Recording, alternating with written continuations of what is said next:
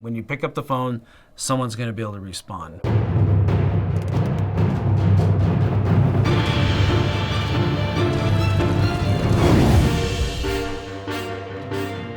So Mike, why'd you become a firefighter? What made me, My mom signed me up for the fire department. A family trade. My dad was a fireman. My grandfather was an engineer for Costa Mesa. I had a friend and his dad worked for LA City Fire. My mother was involved in a serious traffic accident when I was a young man. When I got to the scene, one of the firefighters came to me and gave me a piggyback ride over to my mom's car so that I could see that she was okay. It's honestly the only thing I could see myself doing. Wanted to help.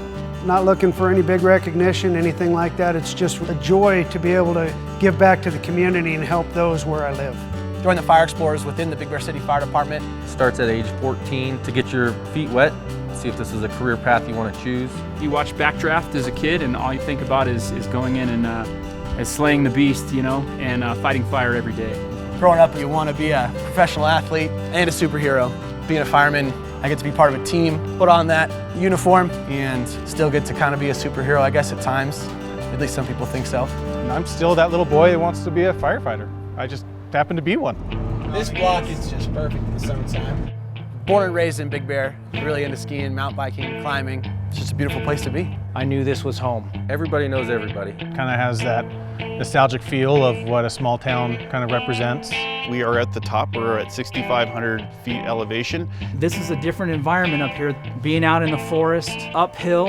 Any kind of mutual aid request that we might have, it's at least 45 minutes away. It adds a level of intensity.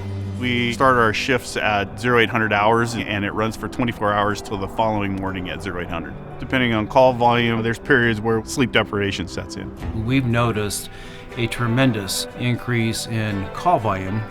The stations that we have staffed have stayed the same. Our base level now is about what we used to run in our peak. We have winter visitors and summer visitors that can be up to 100,000 people a year. Our ambulance operating area is about 256 square miles. Puts them pretty distant from our community. Big area. Our engines end up running with us on most of that square mileage due to the lack of resources in the entire rural area. Anywhere else, there would be way more fire engines per square mile. We have a city inside of a national forest that goes through peak times of tourism. It is dynamic. With our lack of resources, it's been a real challenge for us. Sometimes 911 calls have been put on hold until units become available. Adequate staffing would be, we're not worried if we're out on a medical aid and another medical aid breaks. Never the ideal scenario to break or divert one of our units that's already assigned to a call to a different incident that may be more critical. We make it work for the time being. All of our 13 personnel are trained in basic life support, ice water rescue, low angle and high angle rescue. We have to rely on our knowledge, skills, and abilities as well as all the things we've seen in the past. It's kind of a slideshow in our head to determine what the best procedure or strategic operational mode to be in to affect the greatest outcome. Is there going to be occupants trapped? Is the fire threatening exposures to each side? Our inner minds are working at a furious pace, but we always try and come in with a nice, cool, calm, collected demeanor in order to bring some control to that chaos. When we go through our rigorous testing process, we find individuals that you can tell that they're ready to be firefighters, they understand the job. Here's a firefighter paramedic. It's a licensed healthcare practitioner. You combine that with fire systems, hydraulics, building construction. It's about being able to take doors down. And you become a chemical specialist, and then it's about leading others. Continuous learning from the day you enter till the day you exit the service. I can honestly say we are an all-risk department, and there's not many situations that we don't know how to handle or don't know how to mitigate. And we take a lot of pride in that. It's, to me, the last great public service. It's people helping people. The fire service is government at its best. You've got people that are passionate, highly trained, and ready to help you get through that worst day. When the bells go off and there's a fire, the bells go off and there's an emergency medical problem, you try and clear your head of any expectations, because a lot of time the reporting party gives you misleading information, and it's really going in a different direction when you get on scene. On medical aids, it's very easy to get tunnel vision and think that you have something figured out because of dispatch notes or radio communication, and find yourself behind the 8 ball when you go in.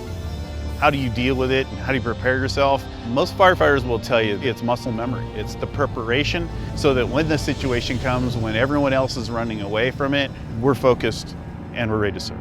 So everything moves a lot faster in real life. We know there's a lot more on the line. So we make it as realistic as possible in the training environment to simulate live fire conditions inside a residential structure, or we can set it up for a commercial application as well.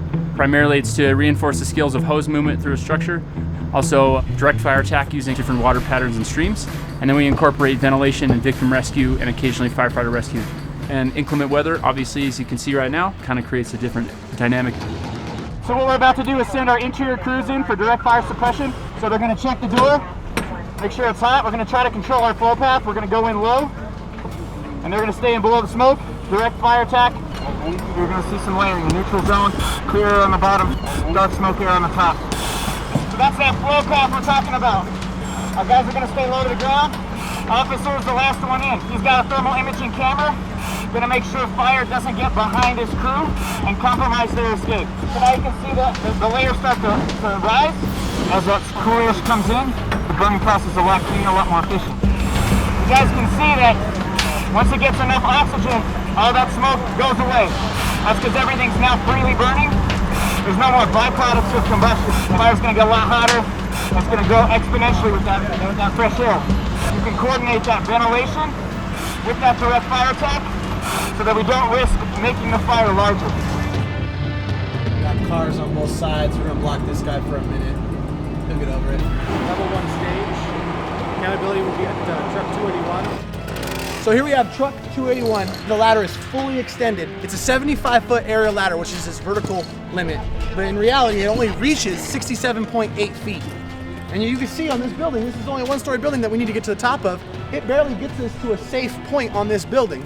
The issue we have is that we don't have enough horizontal reaching distance. Say we need to ladder that building right over there, which is a 3-story apartment that this aerial apparatus can't even reach the top of. It only carries a 35-foot extension ladder, which is a 3-section ladder. That ladder takes at least 3 people to throw.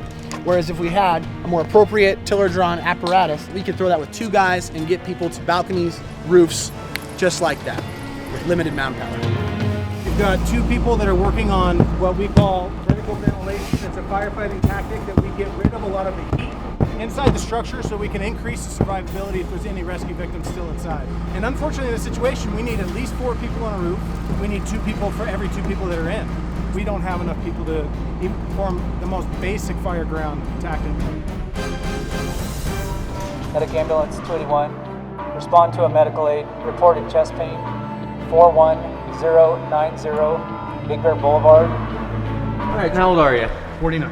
Cap, if you could get a 4-ly when you're done with that vital. We're gonna reach up here and put these leads on your chest. Sir?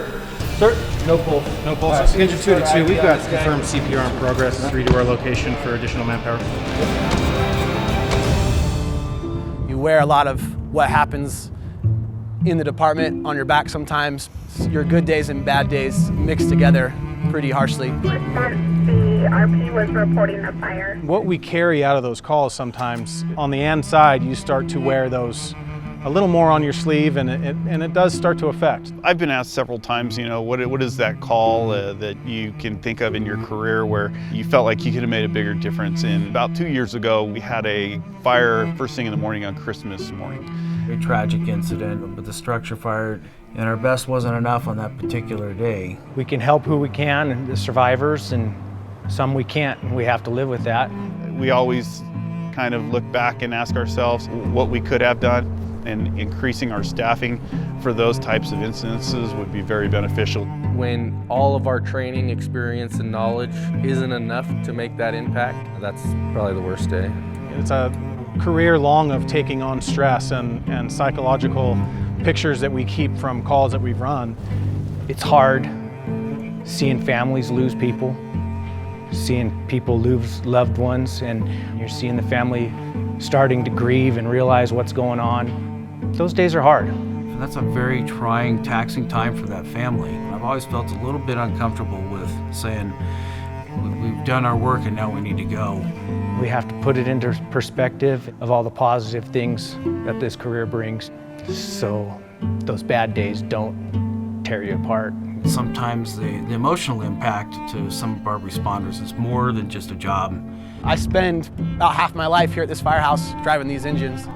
I'm not at home with my family, and sometimes, especially for young guys that come into it right from the start, this is all you know.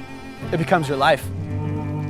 Everything burns the same way whether you're in Big Bear or whether you're in downtown Los Angeles. The difference here is the amount of staffing we have to mitigate those emergencies. It really takes all hands on deck.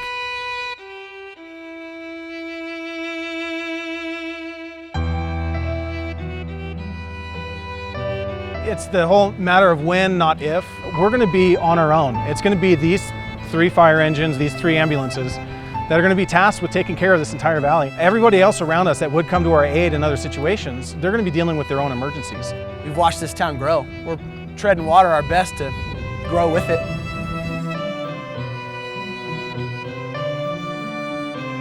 Budgetary processes, I don't know that we can do it where we're at right now. We're stretched thin.